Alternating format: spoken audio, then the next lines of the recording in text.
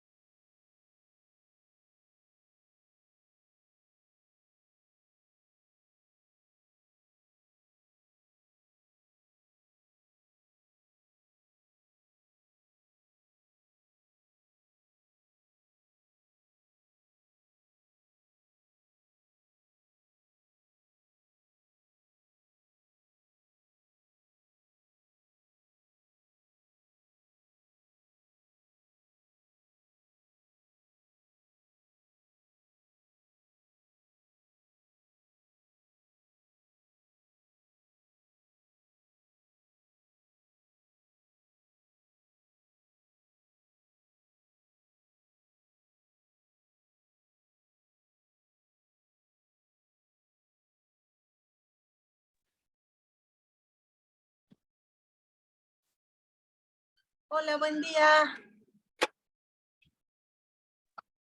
Hola, hola, bienvenidas. Hola, gracias. Perdón, justo empezó una actualización, entré un poco en pánico a ver cuánto iba a tardar. Todo bien, Valentina, todo bien. Ya estamos por aquí Perfecto. completas. Y también bienvenido Luis Enrique, hermana Magda. Entonces, pues justo estábamos dando 5 minutitos para el arranque. Creo que ya estamos completas. Guillermo también. Entonces, pues, si gustan, podemos comenzar. Les prendo mi video y listas. Bueno, pues muchas gracias, bienvenidos y bienvenidas a esta sesión especial del Seminario sobre Movilidad Humana que organizamos desde el Sistema Universitario Jesuita, la Coordinación Sistémica con Migrantes, que somos pues prácticamente los equipos de trabajo en temas migratorios de las Iberos y el ITESO. Ya tenemos varios años trabajando en conjunto para pues ir fortaleciendo nuestras acciones en temas de movilidad humana. Y bueno, pues este seminario es una iniciativa que empezamos este año. Y bueno, pues ahora estamos muy contentas de poder hacer esta sesión en conjunto con la red de documentación de las organizaciones defensoras de migrantes, mejor conocida como la red ODEM, para poder reflexionar en torno a lo que titulamos como la investigación colaborativa entre academia y espacios de atención a migrantes a partir del trabajo que hemos hecho con los informes de la red ODEM.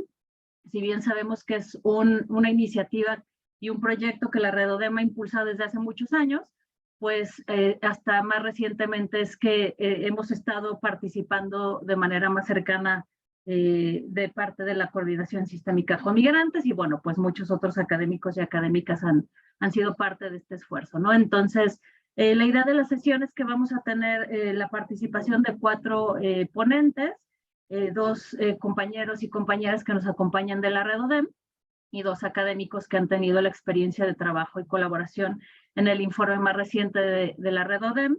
Y bueno, después vamos a dar paso al diálogo y a la discusión entre todos y todas. Pues como ya estamos todos muy acostumbrados en este mundo del Zoom, pues a tener nuestros micrófonos en silencio. Quien pueda y se sienta cómodo con tener su cámara prendida, pues se los agradecemos mucho porque sí, es un poquito más la interacción cercana. Y como ya se habrán dado cuenta, estamos grabando la sesión para después también poder trabajar con estos materiales. Vamos a tomar algunas relatorías con nuestras compañeras y bueno, también agradecer a mi compañera Anel Ortiz y Margarita Núñez, que en conjunto hemos estado pues armando esta sesión desde Ibero Tijuana y Ibero Ciudad de México y yo por parte del ITESO, del programa Asuntos Migratorios. Entonces, bueno, sin más, voy a presentar primero a las panelistas en el orden en el que van a participar. Cada uno va a contar con 10 minutos para compartirnos su reflexión. Y bueno, pues empiezo en el orden que van a tener su participación. La hermana María Magdalena Silva pertenece a la congregación de las Hermanas Josefinas desde hace 31 años. Ella ha desarrollado su trabajo pastoral en el campo de la educación, cuenta con una licenciatura en educación primaria y otra en filosofía, así como una maestría en educación universitaria. La hermana Magda es coordinadora de la Conferencia de Institutos de Religiosos y Religiosas de México y es directora desde su fundación en 2012 de la Casa de Acogida, Formación y Empoderamiento para Mujeres y Familias Migrantes y Refugiadas, mejor conocida como CAFEMIN, que tienen su aniversario este año de 10 años. Y también se desempeña como coordinadora de la red de documentación de las organizaciones defensoras de migrantes y coordina la zona centro de la dimensión pastoral de la movilidad humana. Muchas gracias, hermana Magda. El segundo panelista será Luis Enrique González Araiza. Él es abogado por la Universidad de Guadalajara y maestro en estudios en relaciones internacionales por la Universidad Autónoma de México, Nacional Autónoma de México, y candidato a doctor en ciencias políticas por la Universidad de Guadalajara. También es profesor universitario del ITESO y de la UDG, y entre sus intereses de investigación se incluyen la migración forzada y derechos humanos, el derecho internacional de las personas refugiadas, y actualmente funge como director ejecutivo de la organización no gubernamental Dignidad y Justicia en el Camino, mejor conocida como FM4 Paso Libre. Y además es encargado de la Comisión de Investigación de la Red ODEM.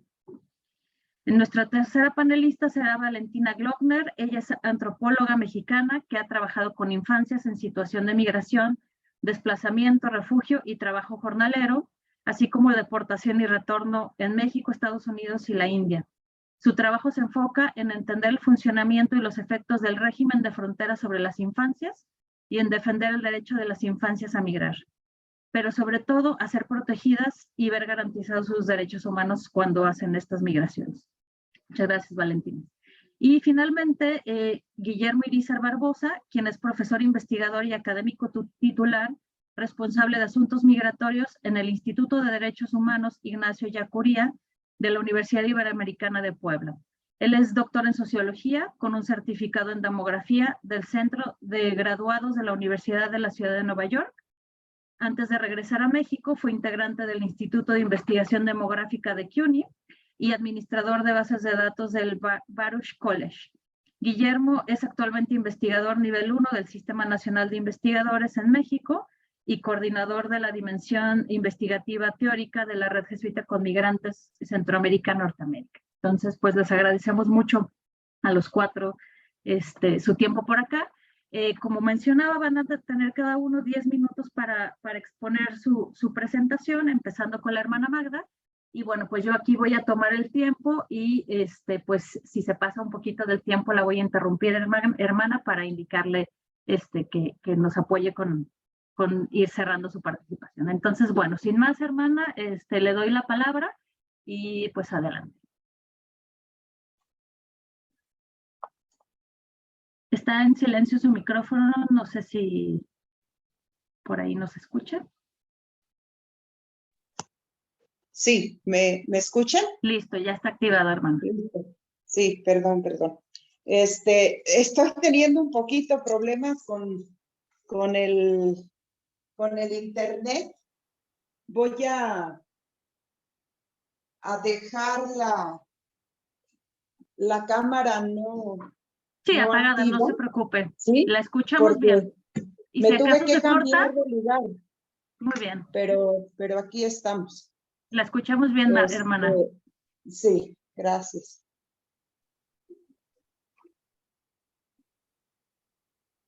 Bueno,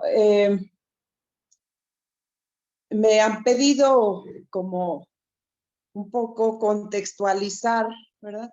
El proceso que hemos llevado en los diferentes informes y tiempos, ¿no?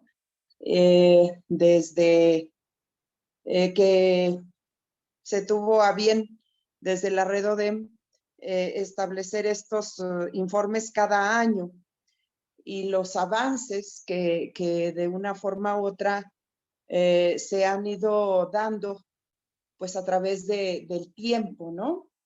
Empezando, por ejemplo, desde 2013, a la fecha, se han elaborado 8 informes anuales en donde se recupera información sobre datos sociodemográficos de movilidad y violaciones a derechos humanos. La principal transformación en que actualmente se trabaja es que ahora o se intenta hacer, y bueno, fue la experiencia del informe pasado, de tener una participación más activa y colaborativa entre los albergues y las personas académicas. Creo que ese ha sido uno de las principales logros y transformaciones que hemos tenido. Y el ejemplo, les decía, es el informe pasado que tuvimos 2020. También la colaboración entre los albergues que integran la Redodem y la academia ha sido esencial para mostrar los resultados de este trabajo arduo realizado por los albergues, ¿no? En este sentido, en este sentido, la dinámica de colaboración que se ha generado consiste en, uno, en los albergues se recupera información de manera sistemática sobre la población que ingresa. Es importante destacar que no siempre se logra registrar datos del 100% de la población que ingresa, en particular cuando las personas llegan en grupos grandes, y también los tiempos de espacio, los tiempos, de permanencia que tienen en estos espacios, ¿no? Son personas que llegan en grupos grandes o también están solo una noche, un día, a veces solo se bajan del tren, los albergues que reciben personas a pie de vía, permanecen un rato, ¿no? Mientras que comen, se bañan, etcétera, etcétera. Entonces esto dificulta el que se pueda registrar, ¿no? A toda la población que ingresa y que se atiende en los albergues. Entonces por eso pues hacemos mención eso, ¿no? De que no se logra al 100% elaborar un registro, pero no con ello se le quita de alguna manera la importancia que se tiene cuando se trata de detectar, de ubicar ciertas situaciones que nos atisba ciertas violaciones a derechos, ¿no? Creo que mucho de la documentación que se hace no es tanto la cantidad, sino la calidad, ¿no? de los datos recabados. Otro es, esta información que se recupera se hace con base en un cuestionario al que todos los integrantes de la red tienen acceso a través de una plataforma. Esto también poco a poco pues se ha ido especializando tanto a los registradores como pues al tener los medios básicos necesarios para realizar esta actividad de registro y documentación. Dos, la información recopilada es procesada y analizada por personas con conocimiento especializado, tanto en la movilidad humana, derechos humanos y el análisis estadístico. En la actualidad se busca que este análisis sea colaborativo, es decir, que las personas de los albergues contextualicen el dato duro, lo que mencionaba hace rato. Se trata de que la información que se recabe, claro, sí tiene que ver mucho la cantidad, pero el énfasis se pone siempre en la calidad, ¿no? de esta información. Y tres, el análisis de la información recabada en los últimos años se hace a partir de regiones. Tenemos o manejamos el sur, el centro, el occidente y el norte, que son los albergues o son los espacios, los lugares donde están operando los albergues de la red ODEM. Entonces, y lo que se hace siempre hincapié es como focalizar las problemáticas concretas, como los cambios en los flujos migratorios, desplazamientos internos forzados, detenciones o protección internacional en México y los Estados Unidos. ¿Cuál es la utilidad del informe para los albergues y la red ODEM? ¿Y de qué manera los albergues se han apropiado del informe? Desde un enfoque académico, proveemos información primaria para comprender y caracterizar a la población en migración forzada y como actores sociales dejamos testimonios de dinámicas y transformación de estos flujos migratorios. Hemos podido registrar violaciones a derechos humanos que han permitido visibilizar la grave situación que viven en su tránsito por México, aunque no ha sido suficiente para incidir en que esas condiciones cambien, ¿no? Yo creo que todavía hay un trabajo pendiente, ¿no? Sobre todo en el tema de incidencia, y que esa incidencia sea de tal naturaleza que pueda influir, ¿no? en cambios de política migratoria, de poner siempre el dedo en esas violaciones que de repente se han vuelto sistémicas y que han dañado tanto a esta población migrante que transita por el país. ¿Qué retos, obstáculos y oportunidades han identificado en el trabajo con personas académicas? Los retos ante el divorcio entre el conocimiento académico y el conocimiento empírico, como es lo que de repente sucede, ¿no? Y lo que de repente también hacemos hincapié en que la academia, al acercarse a estos espacios donde las personas son atendidas, registradas, sean acercamientos con esa visión, con esa sensibilidad de, nosotros decimos, de pisar tierra sagrada, ¿no?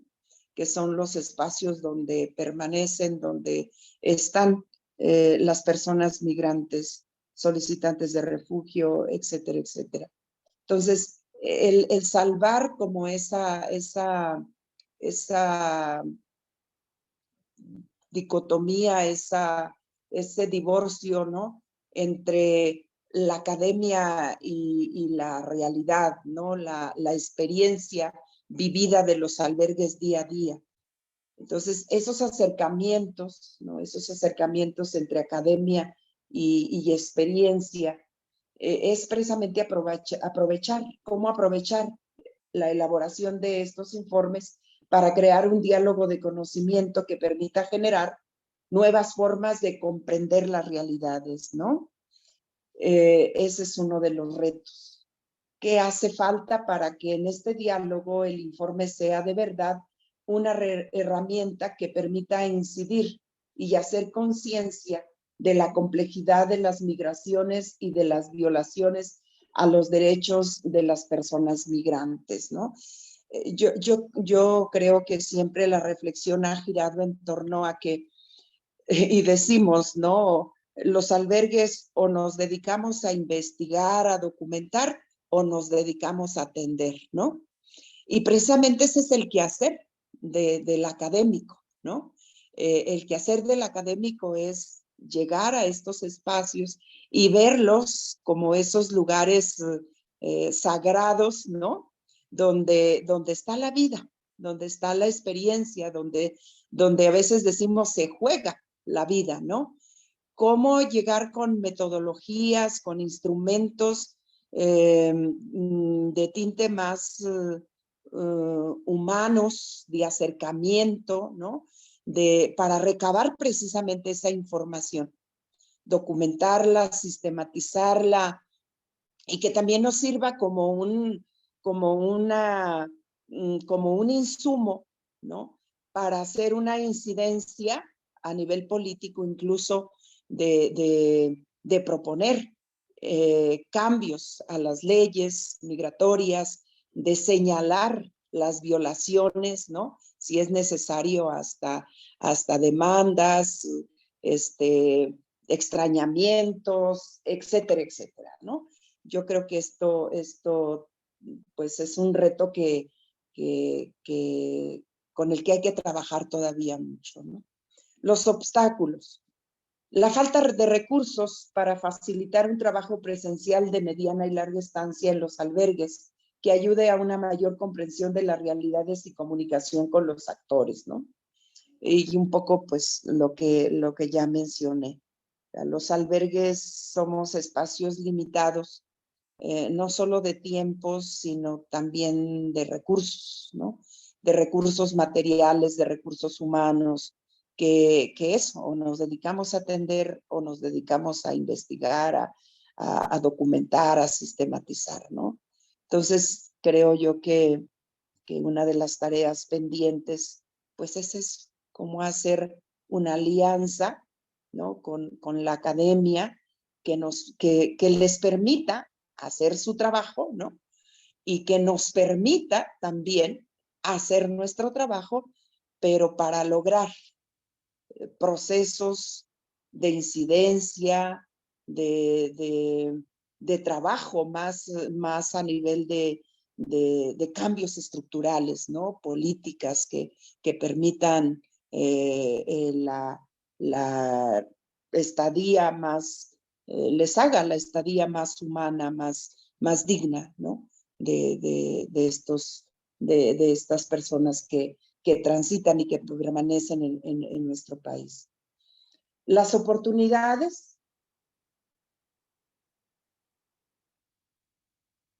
La ubicamos en la nueva plataforma que ya está diseñada y que ya estamos haciendo los primeros pininos, ¿no? Esta nueva plataforma de la Redodem en cuanto a la reconceptualización de lo que al interior de la red entendemos por registro y por documentación, ¿no? Lo que permitirá generar mayor información tanto con enfoque cuantitativo como con un enfoque cualitativo, ¿no? La urgencia también es, ya lo mencionaba anteriormente, es el tener los instrumentos adecuados, ¿no? El equipo adecuado, equipo me refiero hasta el más sencillo que de repente decimos pues que en algunos albergues pues no hay luz, ¿no?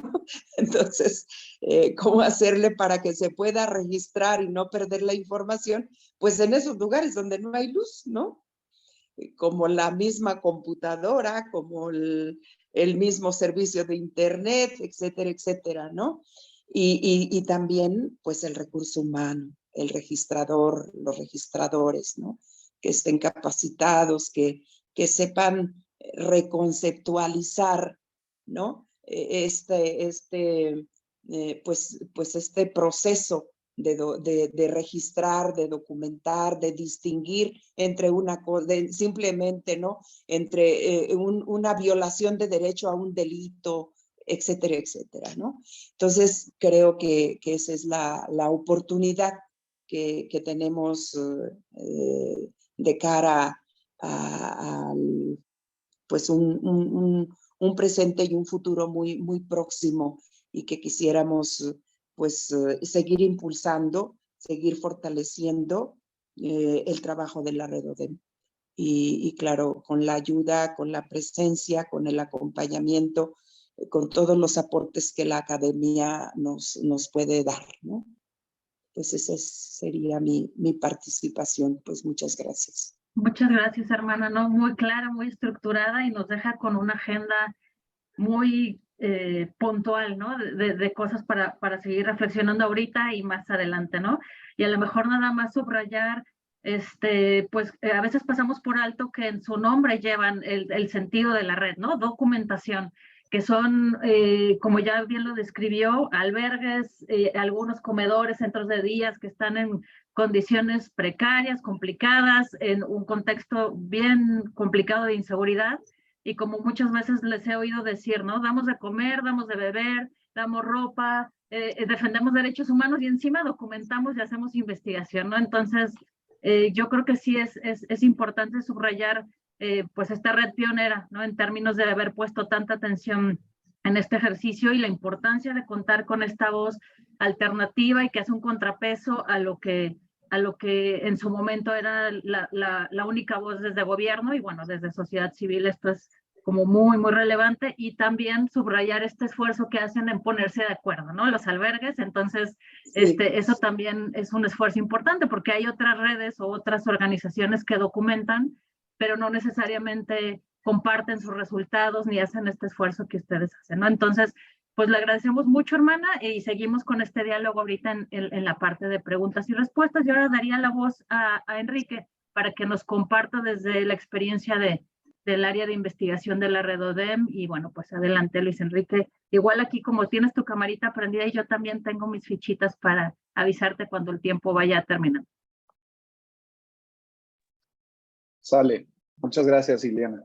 Y bueno, pues en principio de cuentas, pues un agradecimiento a la red por invitarnos, por hacernos partícipes de este diálogo, aquí a la compañera, la hermana Magda, y a mí como representantes en este momento, en este foro de la red ODEM. Entonces es un placer estar con todas ustedes de manera virtual. Y bueno, también es placentero compartir este mismo espacio con otras dos personas colaboradoras académicas que dieron fruto al informe de investigación del año pasado. Entonces, pues, encantado. Entonces, miren, yo tengo, pues, solo 3 puntos. Como digo, ya no voy a tratar de ahondar en aspectos o redundantes de los que ya mencionó la hermana Magda. Informes de investigación, proceso de elaboración, obstáculos, retos y oportunidades, ¿no? Bueno, esto ya lo había mencionado la hermana Magda. Hemos elaborado como red 8 informes. En ellos, obviamente, siempre ha habido una participación de manera implícita de parte de personas académicas que de alguna manera se han ligado a la acción humanitaria que hacemos las 24 hoy en día casas de migrante, comedores y albergues que conformamos la red ODEM. Y estos informes siempre tuvieron la coordinación, lo cual estamos sumamente agradecidos desde la coordinación del propio informe a través de la Secretaría Técnica que en su momento detentaba el Servicio Jesuita Migrantes. Y entonces estos informes elaborados dan cuenta, insisto, de las distintas dinámicas migratorias que hemos vivido y que las personas en movilidad humana han vivido en nuestros centros de atención.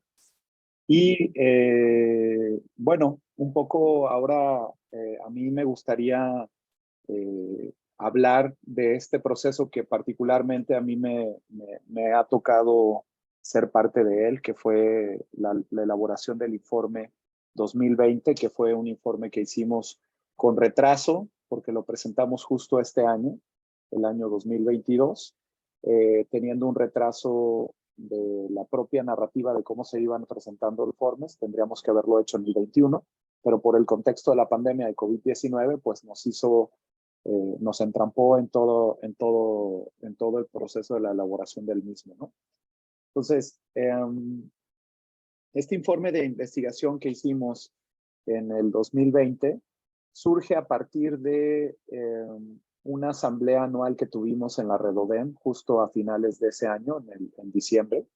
Y en esta asamblea se dio paso a un aviso que era justo el cambio de estafeta del Servicio Jesuita Migrante como parte de la Secretaría Técnica de la red ODEM, y donde, como ya lo había mencionado, mantenían, digamos, la coordinación de manera concreta del proceso de la elaboración del propio informe, ¿no? Entonces, eso es como un punto de partida.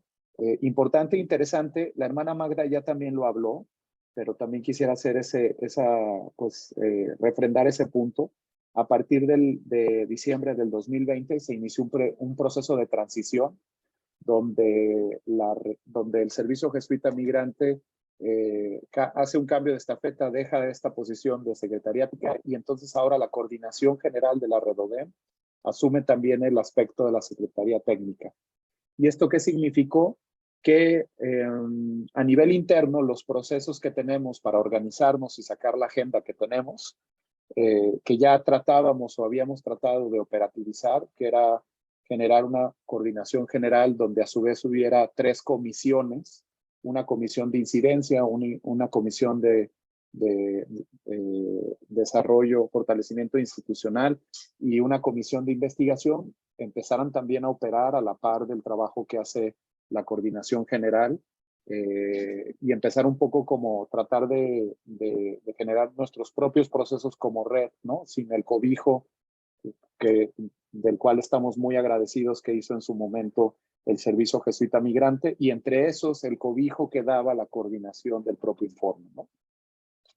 Entonces, a partir de esa asamblea, denotamos, dijo Ileana y lo dijo la hermana Magda, al final pues somos una red que nace con la necesidad de documentar justo toda el fenómeno de la movilidad humana que pasaba por nuestros centros de atención humanitaria y que el propio Estado no contabiliza por esta lógica securitista de contabilizar la movilidad humana en el país a través de las detenciones, ¿no? Entonces nuestros centros de atención humanitaria pues acogen a toda esta población que no necesariamente entra en estas estadísticas.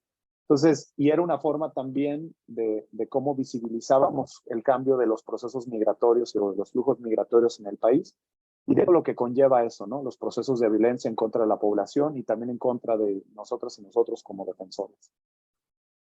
La red entonces es una base de datos, tiene como, digamos, su core, su centro, una base de datos, donde cada una de las casas registramos a la población que atendemos. Cuando analizamos en este contexto de la pandemia de COVID-19, notamos que hubo una disminución de los registros de la base de datos. La data del 2020 estaba, digamos, popularmente estaba flaca la base de datos, ¿verdad? Y esto tenía que ver, pues, por las propias capacidades y la coyuntura que nos atravesó en la pandemia. Muchas de las casas, albergues y comedores, algunos de ellos dentro de la red tuvimos que cerrar por las condiciones desfavorables que teníamos, pero otros tantos mantuvimos la operación de toda la pandemia, pero priorizamos la atención humanitaria sobre estos procesos como de registro, ¿no? O sea, esto es importante notarlo. Y esto generó, al final de cuentas, que tuviéramos una base de datos poco representativa en el sentido de poder basar nuestro análisis de manera con un enfoque cuantitativo, no era tan representativo el análisis de lo que hacíamos, ¿no? Entonces, bajo esa necesidad, dentro de la propia asamblea y escuchando también el eco de las compañeras miembros de la Redodem, escuchamos que para algunas de ellas, la mayoría, sentían que no había tanta presencia de su voz, de su agencia en la propia elaboración del informe, ¿no? O sea, había este sentimiento de son instrumentos con un rigor académico bueno, hecho por personas solidarias que a lo largo de la elaboración de todos los informes habrían brindado su tiempo, su corazón para la causa, pero al mismo tiempo, al menos eso es lo que se manifestó, se necesitaba un poco más de la presencia de las voces de las casas, ¿no? Eso es lo que señalaba. Y luego entonces se nos ocurrió entonces como Redodem poder, en qué medida generábamos un enganchamiento, por así decirlo, por parte de las casas para la propia elaboración del informe, ¿no?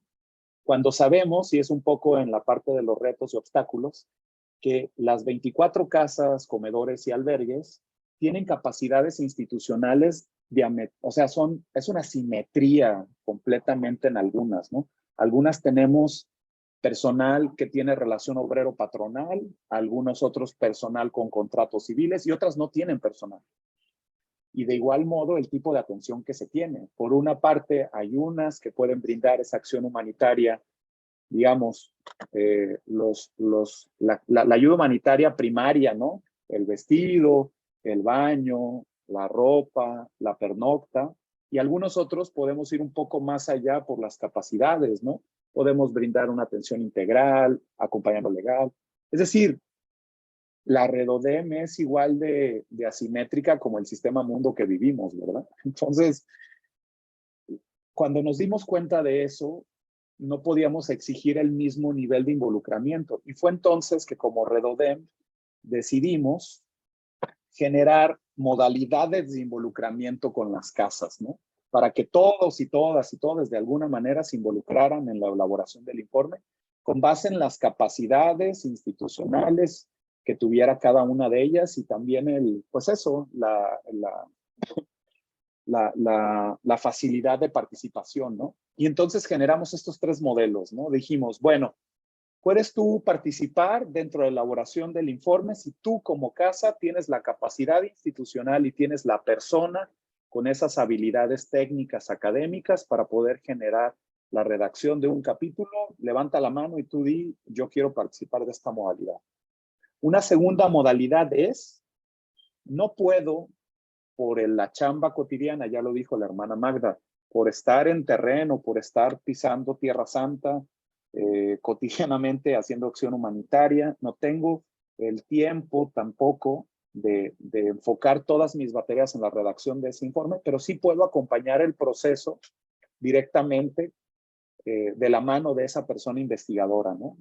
Entonces se planteó eso, mantener una corredacción del capítulo, dando tete a tete la persona académica con las casas, ¿no? Y en una tercera modelo de involucramiento es, la verdad es que no tengo el tiempo ni las capacidades para las 2 anteriores, pero sí estoy con la capacidad de brindarles mi tiempo, ya sea virtual o de manera presencial, para dar a conocer lo que estoy viviendo dentro del fenómeno de la movilidad humana que a mí me compete en mi casa, ¿no? Y con base en eso, pues se trató de generar ese involucramiento de la red. Y luego también rescatamos esta forma de análisis geopolítico que en algún momento también se hizo, de regionalizar de una manera muy arbitraria, si ustedes quieren, las regiones. Acá espero que alguna de las personas geógrafas o especialistas en ordenamiento territorial quizás puedan controvertir este nivel de análisis, pero bueno, la verdad es que de una manera pues, sí, medianamente arbitraria generamos estas regiones que tiene que ver con la presencia de la Redodem en el país. Obviamente hay presencia muy poca en la región, por ejemplo, daría la región norte del país, tenemos solamente una casa registrada, bueno, perdón, 3 casas registradas. Entonces, de alguna forma generamos esa matriz de análisis para poder condensar la información que teníamos. Y la otra cosa que también generamos a la par fue entender qué narrativas o qué temáticas queríamos abordar del informe, ¿no? Y entonces en esas narrativas se vislumbró que las propias casas tenían la necesidad de hablar sobre la pandemia de COVID-19, sobre los cambios en los flujos migratorios o perfiles migratorios, sobre el desplazamiento interno forzado y también sobre los procesos de violencia que tiene la población migrante, ¿no? Entonces, esas temáticas, a partir de esas temáticas, generamos también como red, como comisión, 2 matrices de cuestionarios, dos cuestionarios que abordaban cada una de estas temáticas. Y cuando nos reunimos con las personas académicas que tuvieron a bien de acompañar este proceso de manera horizontal, les contamos un poco cómo va esta forma de trabajo y compartimos esta estos insumos para que tuvieran a bien realizar su análisis con base en esto, ¿no? Y acá traigo a relevante otra cosa. Dado que la base de datos no era representativa por tener una disminución de los registros, entonces primamos el análisis cualitativo a través de la voz de las propias casas para realizar el informe, y obviamente se hizo un capítulo donde da cuenta del análisis de la propia base de la información que teníamos, ¿no? Ahora, quiero también metodológicamente como hacer también creo que agregar algo que es fundamental, es que no pusimos una camisa de 11 varas respecto de solo analizar la realidad de las casas de la Redodem, sino que les comentamos a las personas académicas que dependiendo en la región donde estuvieran analizando, podrían expandir su análisis con otros actores que atienden movilidad humana y no necesariamente eran parte de la Redodem, ¿no? Para tener tener un poco de más riqueza, ¿no? Y bueno. Enrique, nada más Ajá. un par de minutitos para cerrar. Sí, ya, aquí es el cierre ya, Ileana. Este es el cierre. ¿Cuáles son los retos y obstáculos que identificamos? Primero, las capacidades institucionales que tenemos como red. Creo que eso es fundamental entenderlo. Tenemos capacidades asimétricas, insisto, y creo que eso es principalmente lo que las personas académicas tendrían que tener en cuenta cuando se involucren con la propia Redodem y los albergues. Que a veces el cronograma de actividades con el que se quiera llevar a cabo las acciones tiene que empatar mucho con las propias capacidades que tiene ese albergue o esos albergues a los cuales quiero llegar para colaborar con esto, ¿no? O sea, entender eso, ¿no? La segunda es, si yo quiero conocer el sentir y pensar de las personas que colaboramos dentro de la Redodem, también pensar en eso. Vivimos con distintos privilegios y distintas trayectorias formativas, ¿no? Y disciplinarias.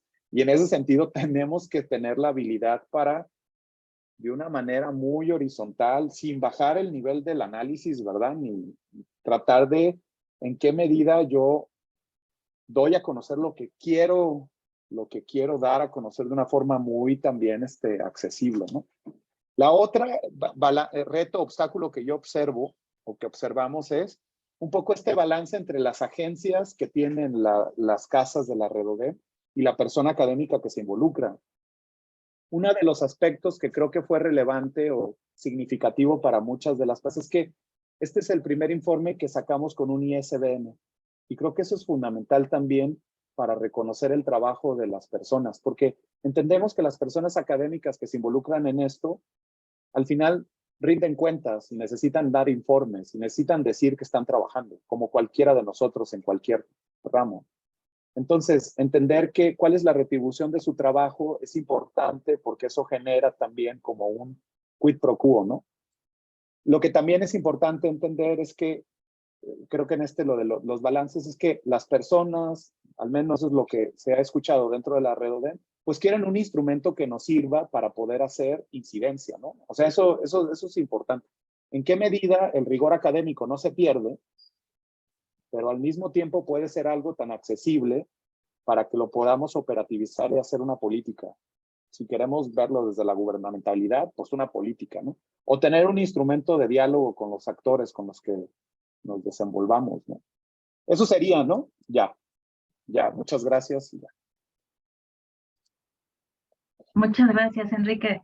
Igual, sí, o sea, muy ambicioso, y creo que desde el inicio siempre está este interés y esta preocupación de las casas por transformar su quehacer y las historias y testimonios que ven día con día en un instrumento que pueda servir para la incidencia. Obviamente, pues esto toma más tiempo, pero van en la ruta para ello, ¿no? Entonces, bueno, sin más, le daría la palabra a Valentina para que nos comparta pues un poco sobre la experiencia de trabajo que han tenido desde el equipo que ella le tocó coordinar en el último informe y en otros momentos que ha estado cercana de la Redodem. Adelante, Valentina. Hola, gracias, buen día.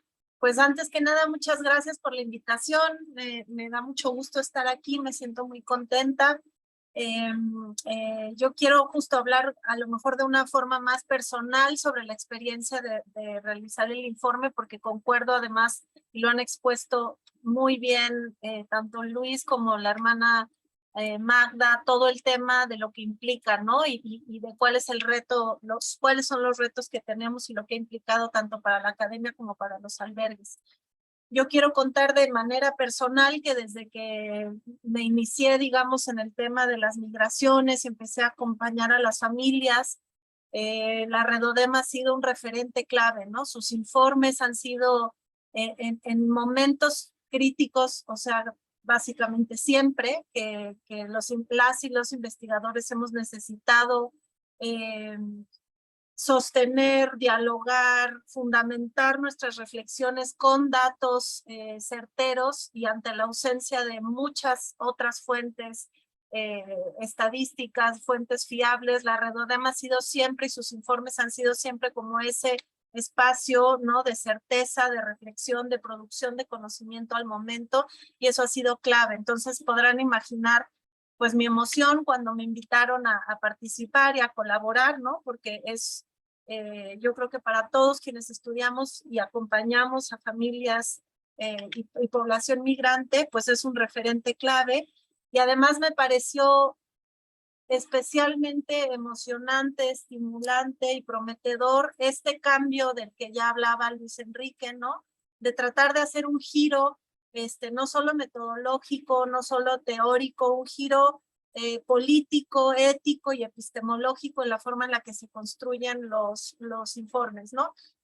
Y era tanto una invitación como un reto, ¿no? A decir cómo podemos apostar a otras formas de documentar, pero también a otras formas de politizar la escucha, de politizar nuestro papel como academia, de reconocer nuestra profunda interconexión con quienes están ahí en el día a día, ¿no?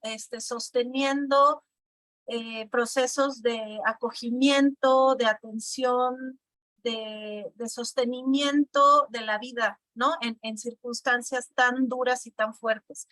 Y luego encima, en plena pandemia, ¿no? O sea, nos tocó empezar el proceso de armar el informe ya en 2021, pero estábamos mirando hacia el 2020 y fue una experiencia fuertísima, leccionadora, muy potente en el sentido de que estábamos mirando el pasado inmediato, que era al mismo tiempo el presente del que no acabábamos de salir, ¿no?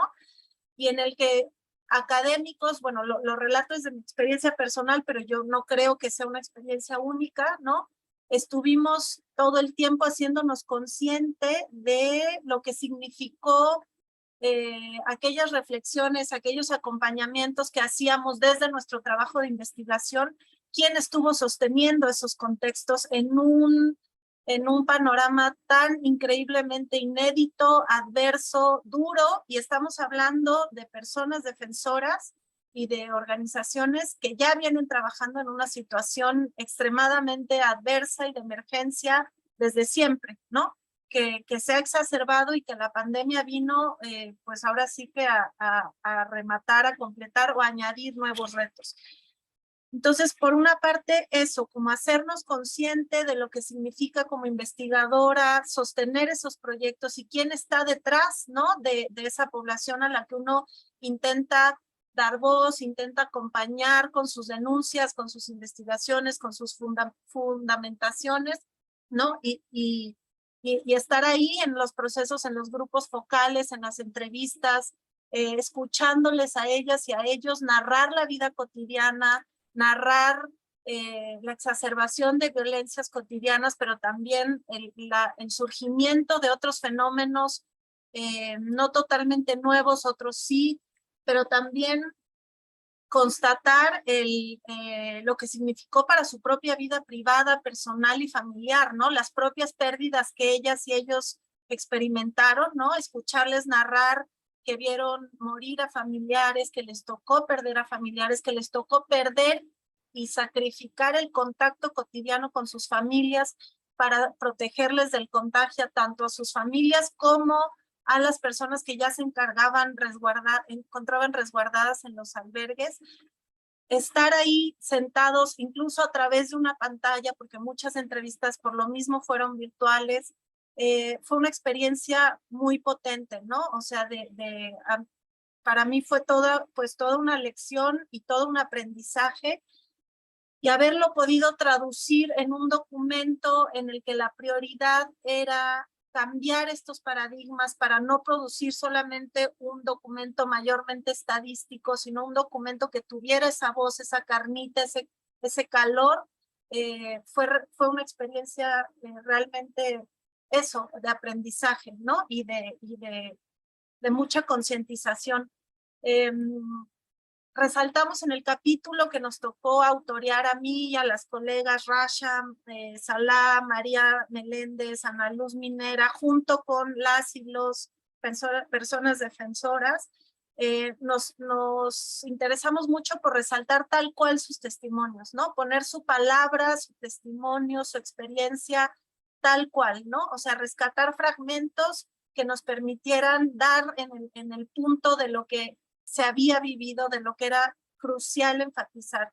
Y eso para mí le da a este capítulo y este informe una dimensión que no solo mantiene la seriedad y el rigor de los datos que siempre ha caracterizado a la Redodem, a pesar de los retos que ya bien comentó Luis, le da esta dimensión humana, personal, del tú a tú, ¿no? De esta dimensión que va desde la movilidad transnacional hasta la experiencia íntima, familiar, emocional, física, del cansancio y de los retos, ¿no?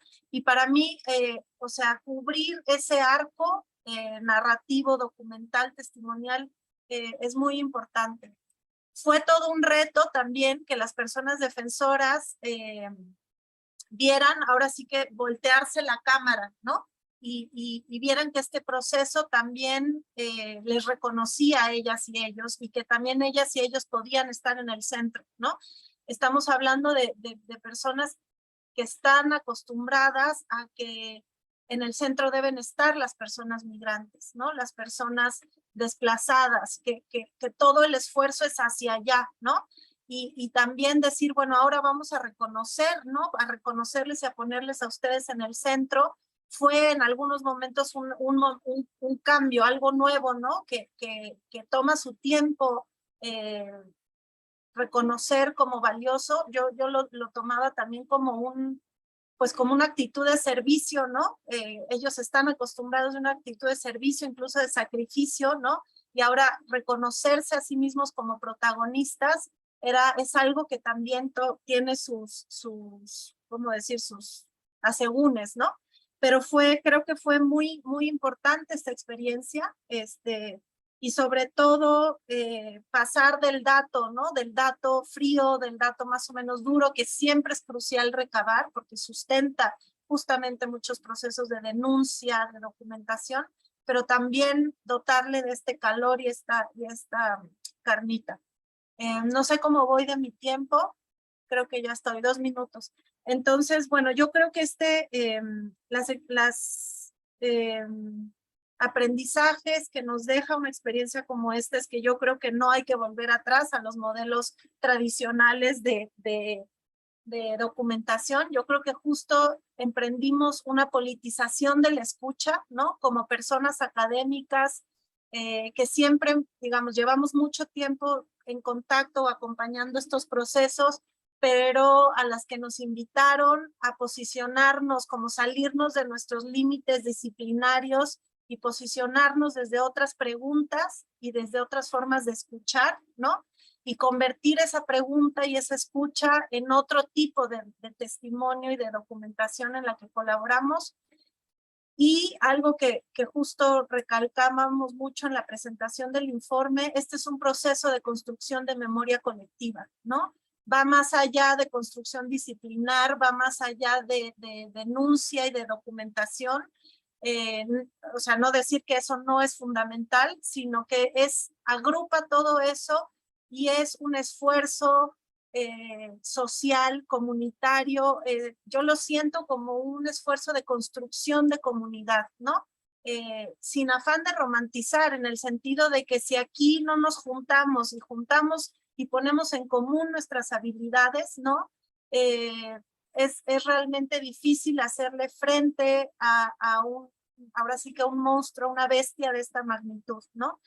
Necesitamos además reconocernos en la fortaleza de los otros, ¿no? Es difícil trabajar en migración y no sentirte tantas veces frustrado, descorazonado, ¿no? Porque los avances, los procesos de defensoría son muy difíciles, las cosas avanzan a veces de forma muy lenta, ¿no?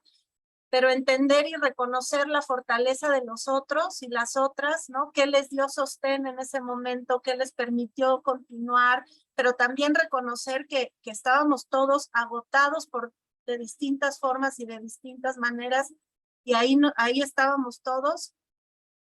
También fue un proceso muy importante, ¿no? Que va detrás de todo esto. Y eso, o sea, yo lo leo como un proceso de construcción de memoria histórica, de memoria del presente, de memoria colectiva, ¿no? Que justo también tiene un lado muy alentador y de construcción de comunidad. Y yo creo que hacia ahí tenemos como que seguir apuntando, ¿no? Y muchas gracias otra vez por la invitación.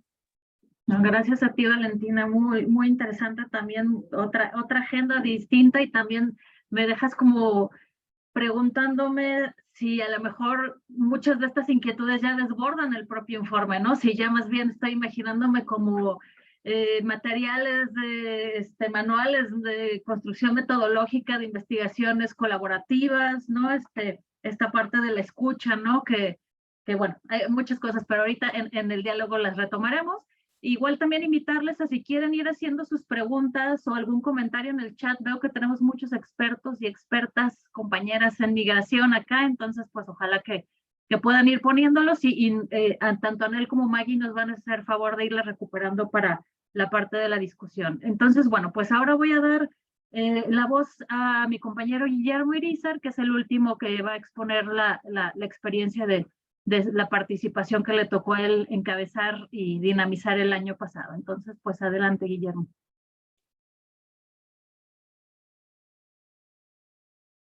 Gracias, Ileana. Bueno, pues buen día. Muchas gracias por la invitación a estar acá el día de hoy. Hago eco de lo que ya se ha comentado antes. Estoy muy contento, estoy emocionado.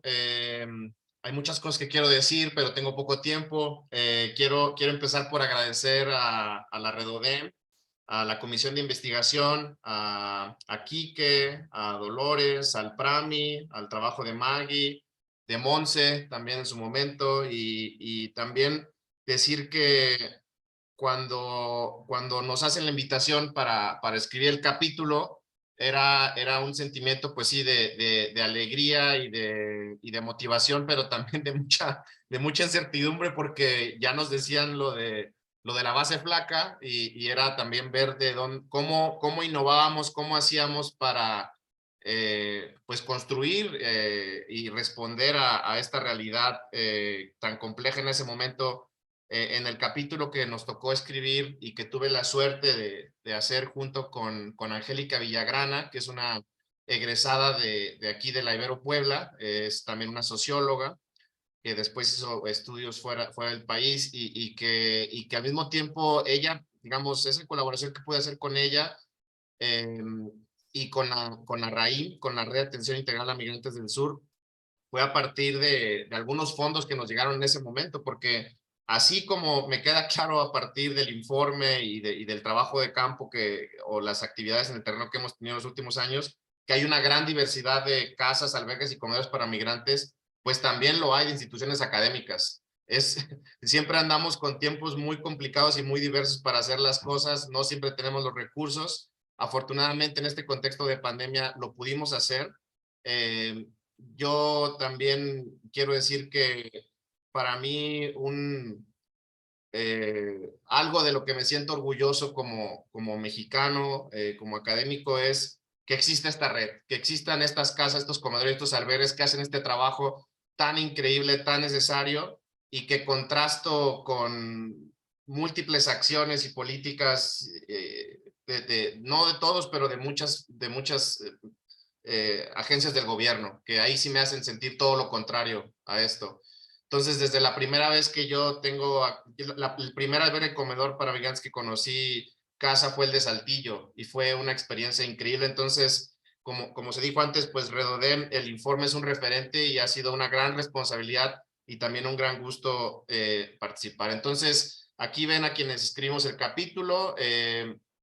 Tengo la fortuna de tener una muy buena comunicación y relación laboral con Dolores, con el padre Ramiro. En este capítulo también nos comunicamos con el equipo, integrantes del equipo de Frontera Comalapa en Chiapas, con Leonel de los Santos y Benjamín Sánchez, y con otras personas más que, como decían hace un momento, pues fuimos ahí improvisando en la construcción del análisis. Entonces, ¿qué fue lo que hicimos? Voy a tratar de responder en los 7 minutos que me quedan a las 4 preguntas que nos hacían acerca de la experiencia en la colaboración, cómo se construyeron las relaciones, cómo fomentamos un proceso de no apropiación, de no extracción, sino de construcción mutua, de respeto y complementariedad de trabajos, y un poco también el punto de los retos hacia el futuro, ¿no? Nosotros lo que hicimos fue empezar a partir de lo que en ese momento había, que eran entrevistas en línea, algunos grupos focales en línea. Hicimos un formulario que le pedimos a estos 3 espacios que ven ahora que llenaran, y a partir de ese formulario construir preguntas específicas y tratar de adentrarnos en los casos. Más allá, como también se comentó hace un momento, de las cifras que podíamos recuperar en ese momento, pues una gran oportunidad, una gran suerte que tuvimos fue tener fondos de investigación externos para tener algunas licencias que no teníamos acceso a esas licencias, para tener estas reuniones en línea con albergues tanto en Puebla como en otras partes del sur del país e incluso del centro y del norte. Y también contar con el trabajo de otros académicos y académicas dentro y fuera de México en algo que denominamos talleres en línea para la defensa de derechos humanos y cuidado de la salud en el contexto pandémico, ¿no? Entonces, aquí también quiero hacer memoria y recordar que el padre Gustavo, un referente aquí en Puebla, pues falleció en este periodo del COVID, cuando no teníamos vacunas. Pero también el padre Gustavo y otras colegas, también de la Coordinación Sistémica con Migrantes, también de la Red Jesuitas con Migrantes, pues se solidarizaron y fueron activas y participaron en este panorama que llamamos panorama de construcción en línea, a partir de formular algunas preguntas que nos iban dando una pista o una idea de lo que estaba pasando en ese momento. Por ejemplo, nos decían que cosas que ya sabemos, pero que se estaban agudizando, que se estaban exacerbando, el tema de venir personas haciendo trayectos muy cansados, con menos recursos económicos, ahora considerando el tema de la salud, que no se creía que había COVID, que sí se creía, que en albergues les pedían que utilizaran cubrebocas, pero había quienes no querían. Y evidentemente también pues contrastar este discurso pseudo-humanitario que nos dicen desde las altas esferas de nuestro país, de nuestro gobierno, que no pasa nada, que todo está bien, que los derechos humanos siguen respetando, pero pues en la práctica saber que tenemos un muro humano militarizado, ¿no? Y que está ahí presente y que afecta de manera más dramática y más drástica a familias, a niñez, a adolescencias, a personas que están huyendo en condiciones muy deplorables de sus lugares de origen. Entonces todo esto lo fuimos confirmando en esta construcción del panorama en línea, y también pues ahí también con el sesgo disciplinario y metodológico que podamos tener en la construcción del capítulo, pues empezamos a buscar algunas otras fuentes. Aquí, por ejemplo, decidimos ver qué estaba pasando con las defunciones hasta donde teníamos acceso en noviembre, y ubicar los espacios con los que estábamos trabajando.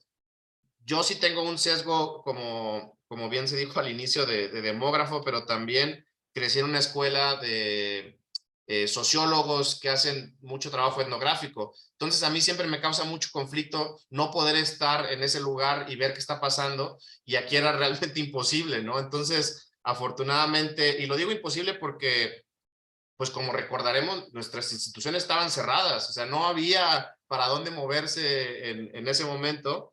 y afortunadamente ya que se escribió el capítulo y que construir esa relación más cercana, sobre todo con Oluta y con Tierra Blanca, ya hemos podido ver de primera mano lo que está sucediendo ahí y un poco respaldar nuestras ideas, nuestras pistas, lo que los datos nos indicaban. Y también esta reconstrucción en retrospectiva era difícil porque les decíamos a las personas, necesitamos hacer un esfuerzo por centrarnos en lo que pasó en esos años hacia atrás, ¿no? En esos momentos hacia atrás, pero también ver de dónde veníamos. 2019 y 2021 sabemos que son años de muchas detenciones, de una gran participación de las autoridades de migración, pero también de policías estatales, también de policías municipales, de agentes no estatales haciendo las rutas más peligrosas, pero hubo un momento el 2020 pues en que supuestamente las estaciones migratorias se vaciaron, ¿no? Y que supuestamente los flujos habían disminuido, esto con el sesgo evidentemente de que no se podía capturar todo lo que estaba pasando, y bueno, ahí es donde recurrimos entonces también a esta información demográfica. Nos llamó mucho la atención en el capítulo cómo esta contención migratoria agravada por la pandemia nos indicaba que, por ejemplo, Chiapas y Tamaulipas se convertían en espacios de espera, ¿no? Donde las personas se quedaban varadas. Eso nos llamó mucho la atención cuando estábamos revisando los datos para el sur y los contrastábamos con el norte. Pero también aquí otra vez haciendo mano un poco de la cercanía, del trabajo tan admirable, tan solidario, tan amplio que hacen en las casas albergues para migrantes, pues recurrimos a indicadores como este, ¿no? A ver cuántas comidas se habían servido, a ver cuántas entradas se habían registrado en un espacio en concreto, y evidentemente otra vez entendiendo y reconociendo que cada casa, comedor, albergue y demás pues tienen diferentes condiciones y capacidades, pero bueno, eso es un poco lo que intentamos plasmar en el informe. Y como dije antes, afortunadamente estoy agradecido de haber tenido la oportunidad de este mismo año estar en Tierra Blanca, de conocer al equipo de la hermana Dolores, a quien siempre le echo muchas porras y la admiro y aprecio muchísimo.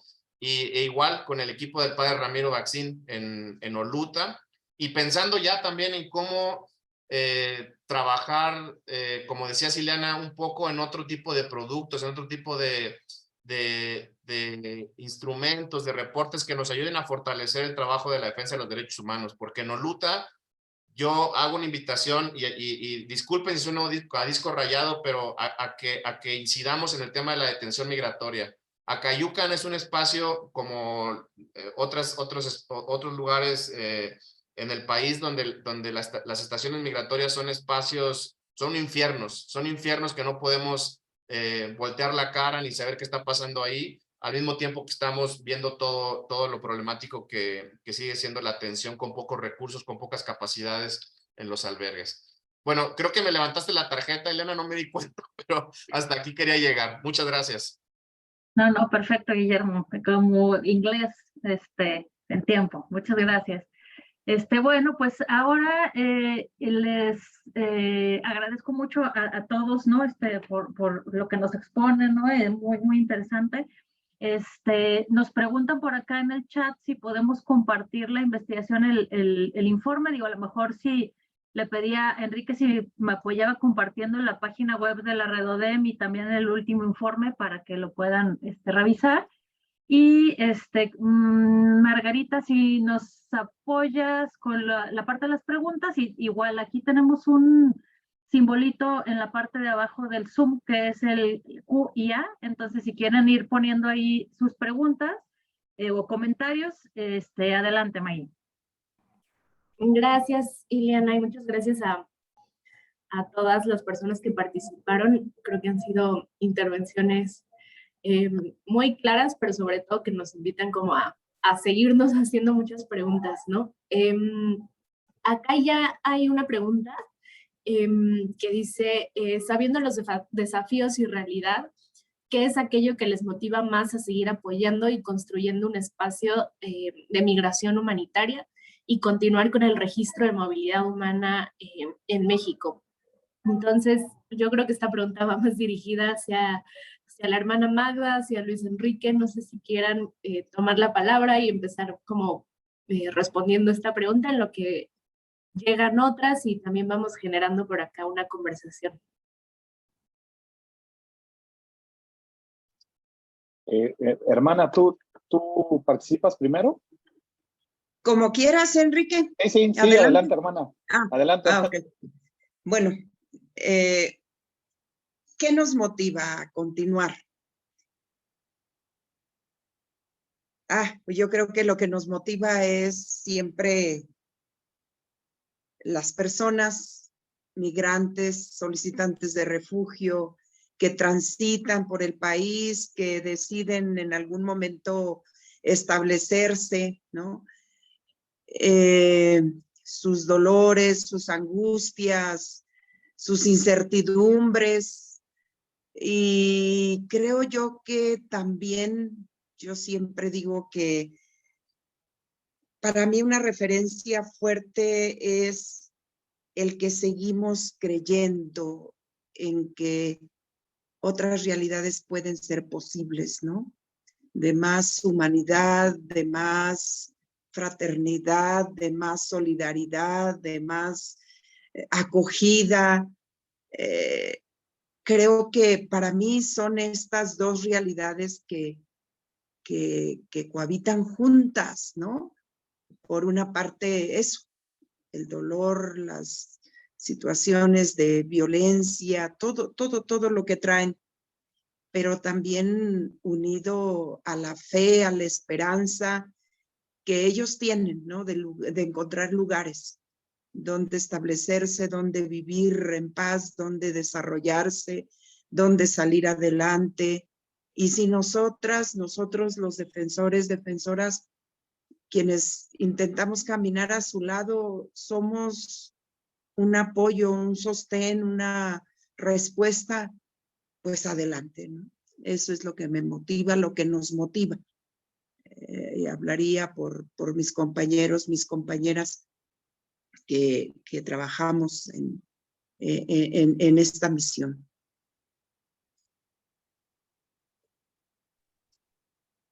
Y bueno, yo creo que lo interesante es que la Redodem, si bien muchas de las organizaciones tienen un carisma religioso, pues es una red pues ecuménica, ¿no? O sea, en ella estamos casas que algunas de nosotras y nosotros somos laicos, otras son personas religiosas. Creo que hay una riqueza muy grande dentro de la propia Redodem. Y yo pensaría que lo que nos mueve, o al menos es lo que yo he observado, es que justo para muchas y muchos, pues vemos en las personas en movilidad humana al Cristo migrante, ¿no? Al que se atiende, ¿no?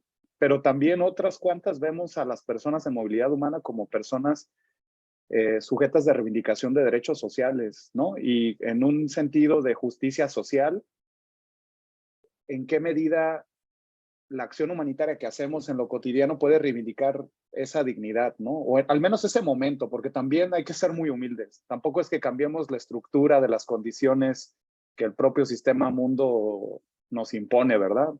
Pero sí al menos que ese espacio sea un espacio de respiro donde se dignifique a la propia persona, ¿no? Entonces yo creo que simplemente eso. Algunas veces yo he escuchado que nosotros administramos la muerte, ¿no? Con este sentido biopolítico, que lo que hacemos es que solamente retardamos algo que indiscutiblemente va a sucederles, ¿no? Pero yo también ahí controvierto eso y digo, bueno, igual y sí, pero al mismo tiempo dignificamos, hacemos un espacio digno donde la persona se siente acogida y donde en la medida de lo posible tratamos de darle ese respiro y que independientemente si estamos o no, las personas van a estar en movilidad humana. Con nosotros o sin nosotros, las personas van a seguir. ¿En qué medida la acción humanitaria que hacemos? Pues sí marca, al menos si queremos en ese momento, en esa hora, en ese día, en esos días, su propia trayectoria, ¿no? Yo pienso eso. Gracias.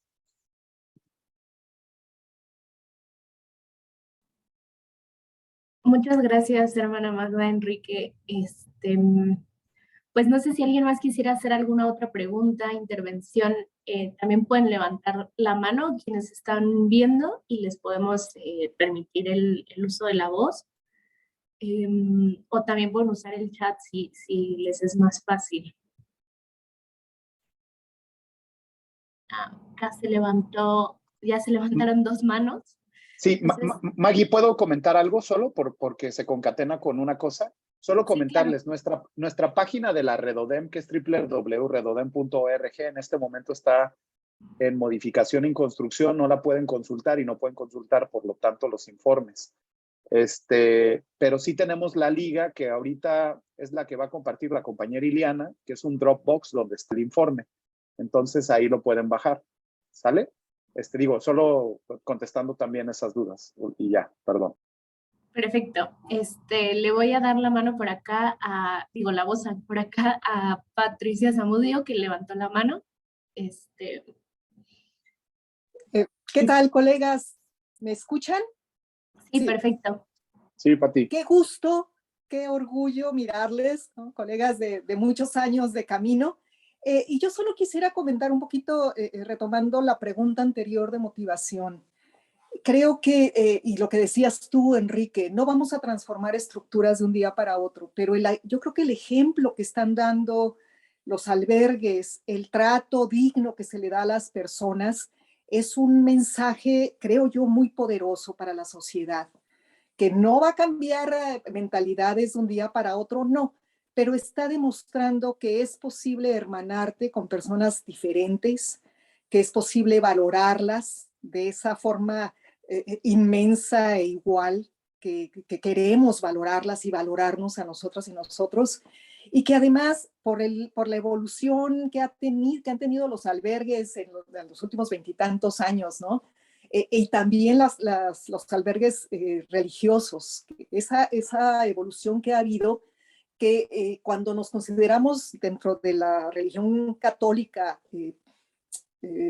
estamos en obras pastorales y somos agentes de pastoral. Para nosotros el tema de los derechos humanos es fundamental, porque es donde se hace visible en los ámbitos políticos ese amor y ese mensaje de amor que nos trajo Jesús, ¿no? El evangelio, yo creo que no puede pensarse sin la protección de los derechos de todas las personas. Si no protegemos derechos, entonces yo no sé qué significa evangelizar. Entonces yo simplemente quiero decirlo, ¿no?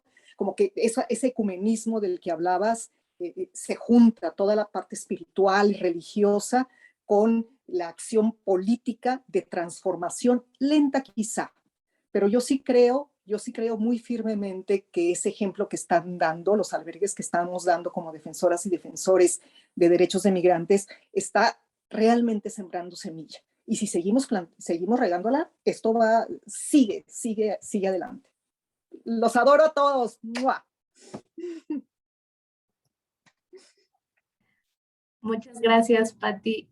Por acá la hermana Dolores contestó también la pregunta, entonces voy a leer su respuesta. Dice, nos motiva a soñar junto con ellos y ellas que otra humanidad y otras interrelaciones son posibles y deseamos que la movilidad sea deseada, no forzada, sea pacífica y no violenta, sea intercultural y no xenofóbica. Entonces, muchas gracias, hermano Dolores. Creo que, pues sí, ¿no?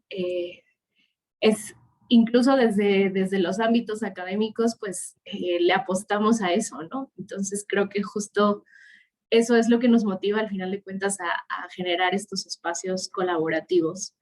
Y hay dos preguntas por acá, una de Osvaldo, quien está en la Ibero Torreón, y dice, ¿cómo hacer para involucrar más a las casas, albergues, comedores del norte, que es la región que menos participación tiene?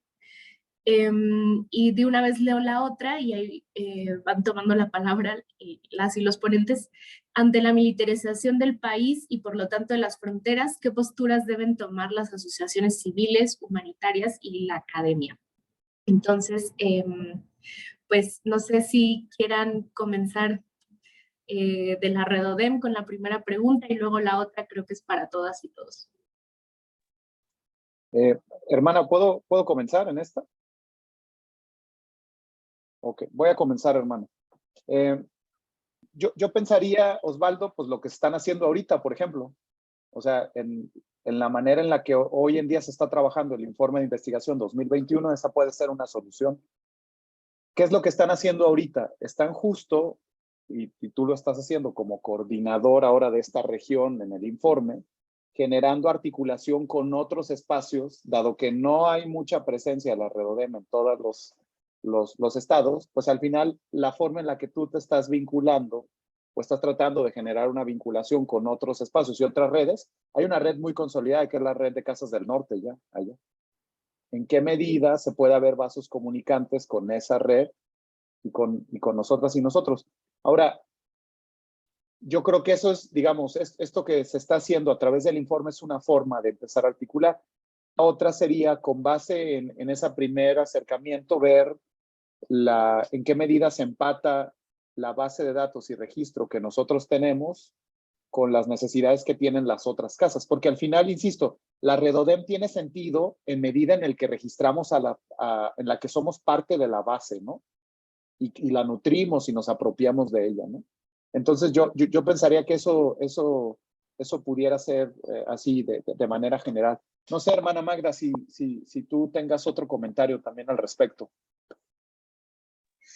No, yo creo que sería un poco redundar, ¿no? Luis Enrique, y quienes nos hacen la pregunta. Creo que esto que siempre hemos dicho y que es el sentir, ¿no? Desde la experiencia del trabajo que realizamos en los diferentes espacios, albergues, comedores, etcétera, etcétera, de la Redodem, pues es eso, ¿no? Yo creo que el aporte que hace la academia en el acercamiento a la experiencia del día a día, en este acompañamiento, en este trabajo fuerte de tocar realidades y tocar situaciones que lo que comentaba hace ratito alguien por ahí, creo que fue Patti Zamudio, ¿no? De todo el tema de los derechos humanos, de todo el tema de incidencia política. Yo creo que ese es el trabajo fuerte, ¿no? Y el aporte fuerte que tendríamos que trabajar juntas con la academia, ¿no? Y bueno, sería redundar lo mismo, ¿no? Yo siempre digo, los necesitamos, ¿no? Nos necesitamos para que este trabajo, esta misión de humanizar, ¿no? La vida de estas personas que atendemos, pues sea eso, ¿no? No solo quedarnos con el ámbito de darles de comer, de darles espacio de descanso, que es mucho, ¿no? Pero que también tenemos que dar el paso, el brinco a este otro tema pues del trabajo de incidencia fuerte con razón y sentido, ¿no? Y yo siempre he dicho que la academia tiene que estar siempre, siempre, siempre presente, ¿no? Y es un apoyo grande para quienes estamos en pie, ¿no? Del día a día. Entonces, creo que hay un reto, una beta que trabajar, que impulsar, que ver por dónde y reiterar pues que estamos abiertos, que estamos abiertas a caminar en esta experiencia de un trabajo conjunto, ¿no?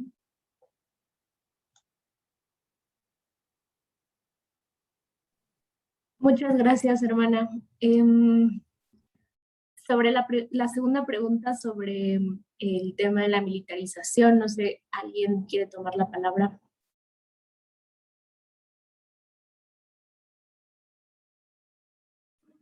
¿Quién se anima? Creo que yo contesté algo ahí, ya lo escribí. ¿A esa pregunta te refieres de Miguel Ángel Ceballos? Bueno, pues lo reitero para quien no lo tenga por ahí. Yo considero que como personas académicas tenemos que seguir junto con otras organizaciones, pues cuestionar, documentar, tener evidencia, tener una postura crítica, en este caso de que la militarización, el énfasis, bueno, ahí me equivoqué, que el énfasis en seguridad nacional no es una respuesta integral al fenómeno. O sea, creo que tenemos que ser instituciones puente, que sí buscan articular esfuerzos, alternativas, que sí se centren en los derechos humanos, en la dignidad, buscar, o sea, las universidades somos universos de ideas, de buscar diferentes disciplinas que se involucren en entender esta realidad compleja, este fenómeno, o sea, a partir de que es un fenómeno y no un problema indeseable, y trabajar en esta cuestión de la movilidad. Sí, la movilidad humana o las migraciones son una constante en la historia, pero no tenemos por qué apostar por un modelo de seguridad en el que también hay un sistema económico y político que se beneficia de todo esto. Y ayer lo comentábamos con otros colegas a nivel de Ciudad de México, dentro de todo este panorama oscuro y caótico, sí hay quien se beneficia de esto, y no son las personas que están en movilidad forzada. Entonces creo que tenemos que construir esa evidencia, tenemos que ser personas críticas y propositivas a la vez, y también, reiterando también algo de lo que se comentaba en este foro, pero también en otros, tenemos que seguir trabajando en red, tenemos que ser personas muy respetuosas del trabajo de los demás en la construcción de estos escenarios. Y yo creo que me da gusto ver aquí a tantas personas conocidas en la audiencia, que les mando muchos saludos. No puedo decir los nombres, pero hay muchas personas que me da gusto ver en la audiencia, pero creo que hay que seguir difundiendo esto, hay que seguir trabajando al interior de nuestras universidades, de nuestra ciudad, de nuestras regiones, pero cuestionando todo. Sigue costando trabajo entender esta postura de múltiples sectores de la sociedad mexicana, basada en mentiras, en mitos, en posturas xenófobas o xenofóbicas, etcétera, es que vienen a quitarnos trabajos, es que vienen a crear inseguridad, y no ven la relación histórica de qué ha pasado con los discursos hacia los mexicanos en Estados Unidos, y a los mexicanos. O sea, igual no hay esa conexión. Creo que nos falta mucho trabajo de difusión y de eso. O sea, yo coincido con que sí, no vamos a cambiar el mundo de la noche a la mañana, pero yo creo que el trabajo de la red y de la Redodem y de otras redes que apuestan por la justicia social y los derechos humanos, sí apunta a pequeños cambios que cuestionen la militarización, por ejemplo. Y si me permiten también, pues desde las asociaciones civiles, pues seguir resistiendo, ¿no? O sea, mantenernos en pie sin importar los avatares que el propio, pues sin importar el régimen político en turno, la verdad es que tendríamos que seguir resistiendo, ¿no? Porque pongo un contexto, ahorita hay una cerrazón de tener un diálogo con las organizaciones de sociedad civil porque hay un encasillamiento donde todos somos de determinado perfil, ¿verdad? Cuando, pues como todo, hay una diversidad grande y hay organizaciones que trabajamos con la base, ¿no? O de base, ¿no? Y no tenemos nada que ver con financiamientos oscuros y toda esa narrativa triste que se tiene, ¿no? Entonces, yo pienso que la que tenemos que tener es esta, ¿no? Como seguir resistiendo, seguir haciendo la acción humanitaria y brindando la atención hacia esta población, que independientemente del régimen político, nosotros vamos a seguir aquí cuando ellos se vayan y lleguen los siguientes, ¿va? Porque pues en este sistema de democracia liberal partidista, la movilidad humana ya nos hemos dado cuenta que no es parte de la agenda, ¿no? Gracias.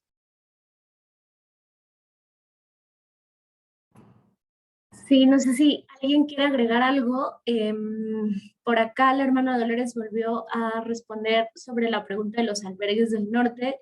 Dice, es fundamental buscar la comunicación y relación con el norte, por lo que significa para las personas migrantes caminar hacia esas fronteras. Necesitamos crear la relación y comunicación para fortalecer la defensa y apoyo de esas casas y a las personas que cada vez más se establecen en el norte de manera indefinida y están cada vez más vulnerables. Te doy la palabra, Valen, y luego paso a las otras preguntas que ya llegaron por acá. Gracias, Mike. No sé si vas a leer la pregunta de Yerko, pero a mí me gustaría mucho pensar y responder con Yerko, que justo menciona, o sea, la conciencia que tenemos de la importancia de esta investigación extractivista, ¿no? Pero también él comenta justo lo que les pasa a mis alumnos en Tijuana, donde les ha sido muy difícil acceder a espacios porque han pasado investigadores que no han dejado una buena imagen, ¿no? Yo creo que ahorita tenemos como académicos, como academia, como disciplinas, en fin, instituciones y personas, tenemos un reto que es básicamente deshacer todo lo chafa que se ha hecho en el pasado, ¿no? Y no podemos, o sea, es difícil proponer estas formas de colaboración cuando ya hay antecedentes que ya cerraron las puertas, ¿no? Entonces yo creo que ahí, o sea, además de formar esta comunidad, además de eso, hermanarnos y ayudar, o sea, como instituciones y como academia tenemos la obligación de buscar mecanismos que garanticen que esto no siga pasando y en la medida de lo posible, o sea, ayuden a cambiar, a resarcir un poco el daño y a cambiar. Y yo creo que ahí como académicos, como profesores, como directores de tesis, como personas que todo el tiempo postulan a financiamientos, o sea, yo creo que hay ciertos factores básicos. Uno es presionar a las instituciones para que las tesis de todos los niveles tengan un aspecto aplicado, un aspecto de incidencia social o un aspecto de restitución del conocimiento, ¿no? Que contribuya a uno, por supuesto, deshacer los paradigmas de investigación extractivista en la que tú vas, constatas el dolor, extraes y desapareces, ¿no? Y muchas veces las razones por las que desaparecemos son superiores a nosotros, ¿no? Pero eso hay que ser consciente en cambiarlo, se nos acaba el tiempo, se nos acaba la beca, yo qué sé, pero el problema es que las tesis lo único que contemplan es generar un empastado que se queda ahí, básicamente, ¿no? Están muy poco cimentadas en la devolución y en la retribución y en la co-construcción del conocimiento. Entonces tenemos que debatir ya, o sea, esos para mí son modelos obsoletos. Una tesis que lo único que hace es escribir y quedarse empastada es una tesis que fue recurso y tiempo y muchas veces tiene que ver con eso. O sea, aún cuando tú llegas a devolver la tesis, pues de qué le sirve a un albergue que está enfrentando todas las contrariedades del mundo, ¿no? O sea, yo creo que uno, eso. Segundo, es atroz que todo el tiempo estamos pidiendo financiamiento para proyectos de investigación y en esos financiamientos no se incluyen reciprocidad económica a los actores que hacen posible nuestro trabajo. O sea, yo he enfrentado críticas de colegas de, ay, ¿cómo puede ser que pagas tus entrevistas? Porque uno retribuye con despensa, retribuyes con apoyos económicos a los albergues y he sido acusada de que estoy comprando entrevistas. Pero en mi opinión me parece no solo absurdo, sino ofensivo estar pidiendo muchísimo dinero para financiamiento, pagar capacitaciones, comprar equipo, pagar viáticos y no tener la más mínima reciprocidad económica hacia quienes hacen posible nuestro trabajo, ¿no? Entonces, caray, o sea, en medio de la pandemia para comprar, deja tú comprar, construir una sede más grande, comprar instrumentos de limpieza, comida, o sea, no podemos seguir pidiendo financiamiento para hacer investigación que no contemple ese aspecto de apoyo y reciprocidad económica, ¿no? Y tenemos que cambiar ahí el paradigma, no podemos pensar que estamos comprando información cuando lo que estamos haciendo es apoyar a una mínima subsistencia digna en los lugares donde investigamos, ¿no? O sea, esa disparidad en las que hay cientos de miles de pesos o millones en proyectos que no tienen esa salida, me parece, o sea, insostenible, ¿no? Tesis y eso. Y luego los programas de formación, o sea, tenemos que politizar a nuestros estudiantes, producir programas de formación que impliquen una reflexión crítica, una participación y un involucramiento directo en los temas que trabajamos, ¿no? Mucha teoría, demasiada teoría, no estoy diciendo que no sea importantísima, no estoy diciendo que sea legítima y crucial, pero a veces nos quedamos en eso y estoy hablando de mi propia formación antropológica, clase tras clase tras clase teórica y a veces ni siquiera tenemos suficientes espacios de reflexión metodológica, ya no digamos ética y política. A mí nadie me preparó para trabajar con infancias migrantes, me preparó la realidad y desafortunadamente me preparó regarla, quién sabe cuántas veces. Eso lo tenemos que eliminar, ¿no? O sea, tenemos que hacer de las universidades y de las clases estos espacios en que la frontera entre el hacer y el pensar se elimine, ¿no? Y por ahí creo que algún día en los albergues van a empezar a vernos más como aliados y como gente que contribuye, que como gente que, híjole, a veces viene a quitarte el tiempo en el peor de los casos, y en el peor, pues básicamente nos volvemos gente que no quieren recibir, ¿no? Perdón, ya me emocioné, pero es un tema súper crítico que nos toca desde la academia. Sí, Enrique. Digo, yo abrazo cada una de las comentarios de Valentina. Acá me toca casi como algo dual, ¿no? Porque pues tengo el honor de dirigir una casa, pero al mismo tiempo estoy involucrado en algunos procesos académicos, ¿no? Entonces, creo que lo primero es no desvalorar la agencia de las casas, ¿no? O sea, creo que eso es bien importante, porque cuando llegamos con los PhD de frente o los títulos de frente, pensamos que es un poco la crítica a la academia, ¿no? ¿Por qué tendríamos que ser distintos a los demás? ¿Por haber estudiado? ¿Eso nos hace mejores? Eso nos hace, pues sí, nos da el privilegio de entender o construir la realidad con otros estándares. Pero creo que es lo primero, el acercamiento a la casa. Y no desvalorar a tu interlocutor, interlocutora, ¿no? Y pensar que tú estás haciendo favores. Perdón, pero el que estás tocando la puerta eres tú. La casa va a seguir haciendo acción humanitaria contigo, sin ti o a pesar de ti. Entonces, creo que eso va de la mano con lo siguiente. ¿En qué medida lo que yo voy a pedir a esa casa, y esto es ligado a lo que dice Valentina, le va a servir a la casa? O sea, ¿cuál es el beneficio? Así, de manera muy pragmática. Más allá de decir, pues sí, es un instrumento que me va a ayudar a construir una política pública, no sé cuándo, ni dónde, ni por qué, pero lo va a hacer. ¿Y eso qué? ¿No? Entonces, entender en qué medida pues este privilegio de haber estudiado, de entender ciertos procesos, es un quid pro quo. Ya lo dices. Puedo compartir mis experiencias a través de un taller, dar un apoyo directo, concreto, ¿no? Contemplarlo en el esquema del budget que estoy haciendo a la propia casa, etc. Pero siempre pensar en eso, en que esta complejidad que nosotros como personas académicas a veces llegamos a decir, es que esto te va a beneficiar. La verdad es que lo concreto las casas dicen, honestamente, pues no, ¿verdad?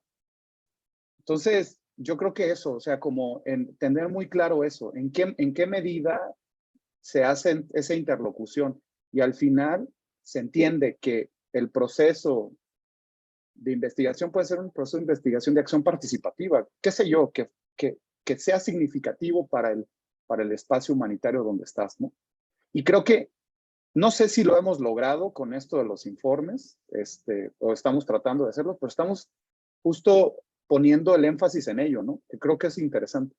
¿En qué medida un informe de investigación de una red de organizaciones defensoras de migrantes tiene un rigor académico como si fuera cualquier paper de revista indexada, pero al mismo tiempo le funciona ese insumo a la propia red para su agencia?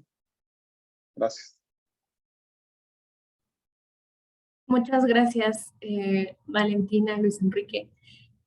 Por acá hay ya otros comentarios. Voy a leer uno de Sofía de la Peña.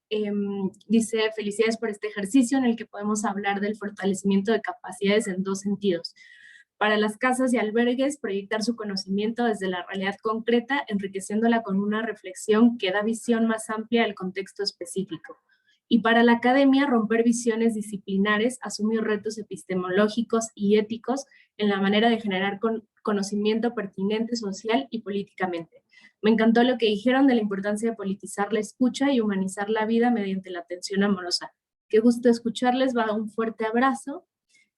También por acá Mariana Zaragoza comenta: muchas gracias por todo su trabajo y por el esfuerzo de construir conocimiento colectivo con las personas migrantes y desde los albergues.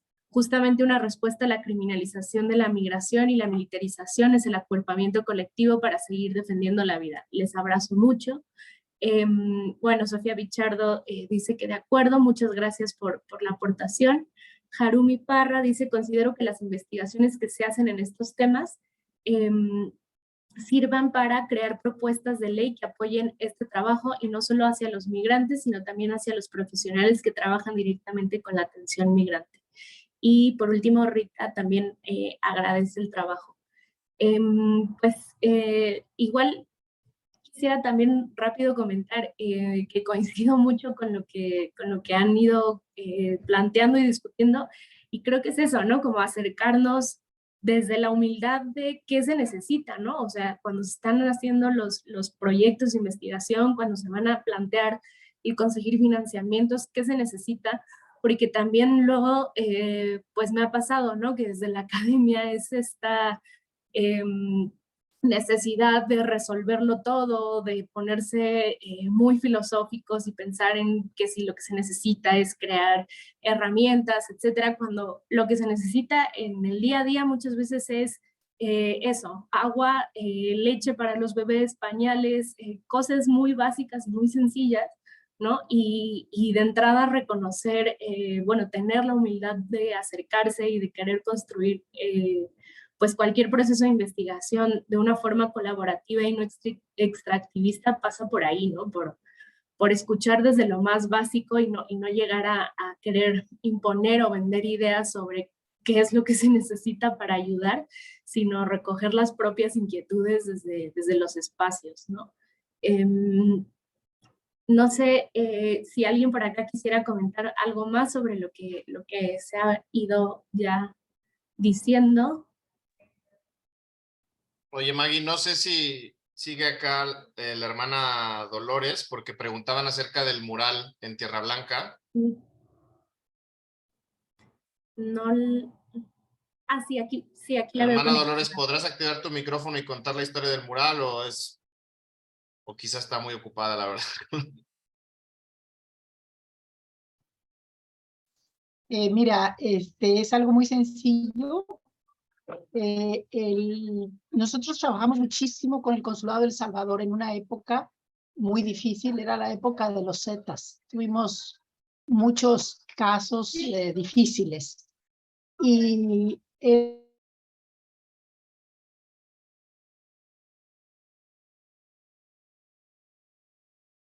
Creo que se nos cayó, ¿no?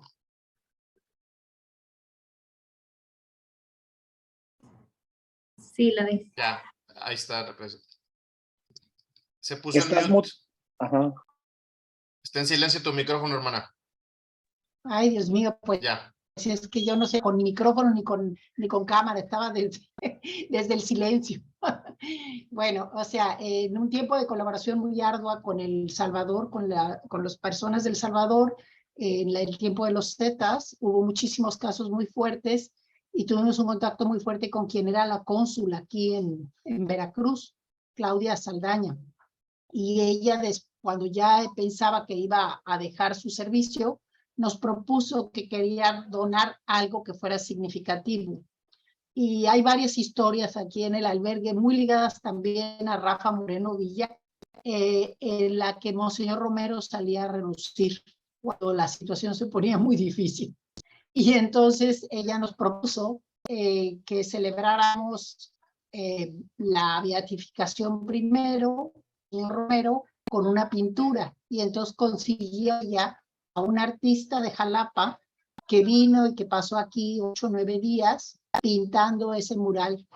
Desde su creatividad de él quiso observar lo que vivía el albergue todos los días y entonces imaginó ese mural. Y es Monseñor Romero, que tiene un cuerpo que es como medio transparente y que alberga en él la máquina, los caminos que atraviesan los migrantes. Y nosotros le preguntábamos por qué había puesto en un momento dado palomas negras y palomas blancas, por qué palomas más negras y palomas más blancas. Y él nos decía que era lo que él veía que estaba cerca de los migrantes que pasaban por aquí.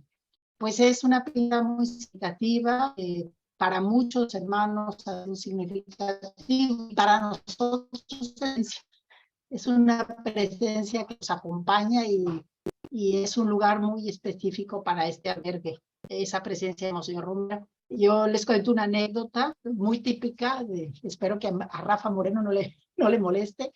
Una vez Rafa estaba aquí en Tierra Blanca porque solía venir una semana al mes a pasarse toda la semana trabajando en medio de los migrantes. Le tocaba ser el mochilero y el cuidar las mochilas. Y le avisaron por teléfono que venía un superior suyo, un asistente general o no sé qué, y no había ni un migrante ese día, pero ni uno, por equivocación. Y me dijo, Dolores, ¿qué vamos a hacer? Si mis superiores ven que no hay migrantes, me van a preguntar qué estoy haciendo aquí. Y entonces le dije, pues tú rézale a Monseñor Romero, yo le rezo a Monseñor Samuel Ruiz, que se acababa de morir.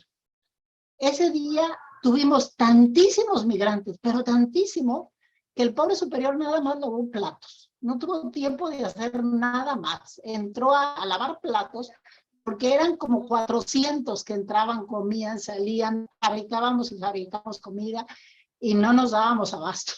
Entonces, cuando hubo un espacio, le dijimos, oigan, vamos rezándole todos a los dos obispos que ya por favor le paren, porque ya no podemos más, necesitamos que dejen de pasar.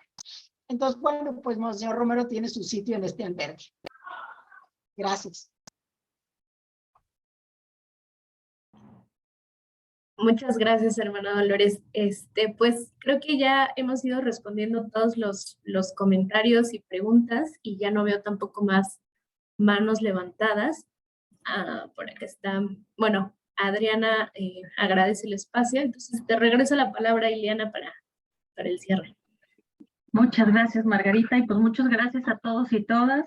Muy interesante, muy enriquecedor. Nos quedamos como coordinación sistémica con la tarea digo, ya estuvieron aquí los compañeros Osvaldo, Anel, Iraíz, Samantha, Maggie, tomando notas, haciendo relatoría, entonces les agradecemos muchísimo. También les invitamos a quien quiera compartirnos aquí su correo electrónico para agregarlos a nuestras listas de correos. Y bueno, pues como les comentaba al inicio, pues este es un espacio que queremos construir para seguir dialogando, recuperando cosas, muchas de las propuestas que hace Valentina, la hermana Magda, Luis Enrique, ¿no? Y Guillermo, pues creo que nos dejan mucha tarea para seguir recuperando. Yo me quedo con una idea de cómo ir después proponiendo a lo mejor metodologías, ¿no? Como nos invitaba Valentina a que los que vienen atrás o nuestros estudiantes no tengan que pasarlo tan mal para poder ir corrigiendo y enderezando estas relaciones que a veces en el pasado pues no fueron sencillas, ¿no? Porque tampoco nadie les enseñó cómo hacer esto. Entonces creo que es una buena oportunidad esta que nos brinda la Redodem, las casas del migrante y bueno, pues estos espacios que vamos generando. Entonces también pues estamos abiertas, sobre todo a los colegas y las colegas que están aquí de las Iberos y del ITESO, pues a que nos busquen, ¿no? Estar en comunicación. Igual por aquí un compañero de Sonora nos compartía que estaría interesado en participar en el informe, ¿no? Entonces creo que también esa es una riqueza de lo que ha ido buscando la Redodem, ¿no? De vincularse con los y las académicas de las regiones, de los diferentes estados. Entonces también eso nos está ayudando como fortalecer una red de académicos y académicas comprometidas para poder seguir pues desarrollando estos proyectos, ¿no? Entonces, bueno, pues sin más y ya con hasta reseña artística y cultural y evocación a Rafa Moreno, que le mandamos muchas buenas vibras. Pues muchas gracias, hermana Dolores, por compartirnos eso y bueno, a todos y todas por participar en este espacio y por el trabajo que muchas de las que están acá participando pues hacen, ¿no? Y ya buscaremos espacios para seguir platicando de los proyectos que tenemos todas, ¿no? Entonces, pues muchísimas gracias, pues que tengan una linda tarde y ya luego les daremos lata ahí para compartirles siguientes espacios de trabajo conjunto. Pues que estén muy bien. Adiós, besos. Adiós, gracias, bye. Muchas gracias. Hasta luego. Muchas gracias. Hasta luego. Muchas gracias por todo su trabajo y su compañía de tantos años. Muchas gracias. Gracias. Gracias. Abrazos. Sí, gracias. Cuídense. Y por ahí nos seguimos encontrando.